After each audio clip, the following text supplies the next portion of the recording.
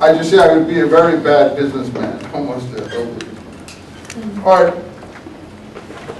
We were talking about the Middle Ages and the situation of the Jews in the Middle Ages.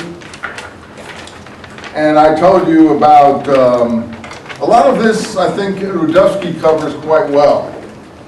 And in his first chapter here, which is the medieval Jewish community, terror and libel, the ghetto, all of that, he does really a good job with. He does a very good job with. So most of the points that you may want to get as background, you can pick up out of his material. So I think this idea that we had of taking the surrender and of the Jews in Titus's time, and then the Jews the rulers being considered heirs to Titus, is the key to understanding the situation of the Jews up till the Emancipation period. And you say, well, what is the Emancipation period? Well, to some extent, that's what we're going to be doing in this class, the Emancipation and following. So, up to the Emancipation. And it's not the emancipation of the slaves, if you want to call it, in the United States. This is the emancipation from the ghettos. But you have to some extent, understand how they got into the ghettos. Now, you know, the time of the Crusades was a really bad time, and the zeal and stuff that was developing in that period from the late 1000s to the 1200s, you know, that reflected itself in blood libel charges. So blood libel is that the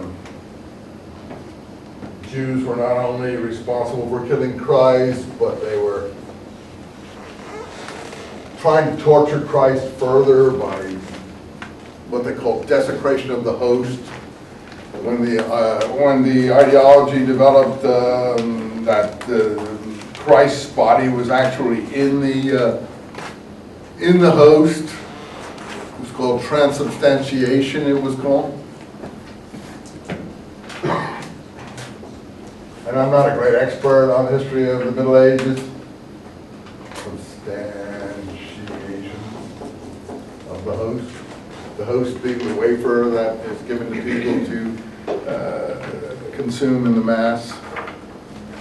So then the idea that the Jews would go and actually try to do things to the host, stick pins in it or that sort of thing. Yeah, it sounds absurd. It was rampant, and there were charges of this kind in 1171 in France and 1298. And then there was the idea, for instance, that when a Christian boy was found dead, like we have people who are found dead even today, some rapists or child molesters or others, whatever's going around, leave dumps a body somewhere or whatever. If it was found outside the ghetto around Easter time, then the Jews were accused of killing Christian children to use the blood to bake matzahs. You know, you say this couldn't be. Unfortunately, I'm giving you the worst examples, but yes, it was. And then, of course, one of the worst things was the Black Death from 1348 to 1351. And then the Jews were accused of trying to liquidate Christians in Europe through the Black Death and poisoning the wells, because they had no idea what had caused the Black Death, and they didn't understand that this was a simple matter of Pasteur or somebody finding how germs traveled to host animals and so on. But all those unknown things inspired terror in people. So you would have successive things of that kind. So in the, as I told you, things got tougher and tougher in the 1300 period. And for instance, in 1306, they were expelled from France. The Jews were officially expelled from France. I don't know what the reason was.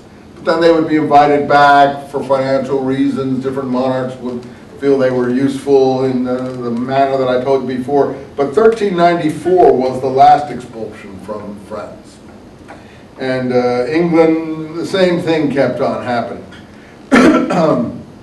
You had, you had some times when the monarchs, for instance, felt that they had some need for Jewish money lending and things like that. But in England, the actual expulsion was 1290 from England. And in Germany, which had not coalesced as a nation yet, there were constant sort of movements out, in, and out, and in. So usually it had to do with bribing or paying for permission of residence. So you had to, it was a kind of indirect taxation that would occur. So I told you that somewhere along the way the Jews were displaced by the Lombards. And this happened around in the 13th, 14th century. Because what happened in Italy, Lombards, who are the Lombards? Who are the Lombards? Well, Italy has different districts, just like every other country does, but we're not used to them all. We know the area around Florence is called what? Tuscany. Anyway, the northern area around Milan is known as Lombardy. So the reason that northern Italy, the area around Milan and the other city to the west of Milan, what's it called, where the Winter Olympics were just held not long ago, just last year. Torino? Huh? It starts with a T. Yeah, it starts with a T. Torino. It is Torino? Torino, that's right. Turin. In Italy it's Turin.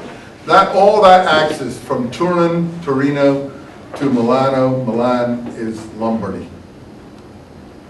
And those people got some dispensation from the popes to start charging usury, and therefore they could get into what was ultimately called banking. So ultimately the Jews were not needed in Western Europe anymore. Once the Italian groups had a special dispensation, then places like Paris or London or so on could, now this is before the Reformation.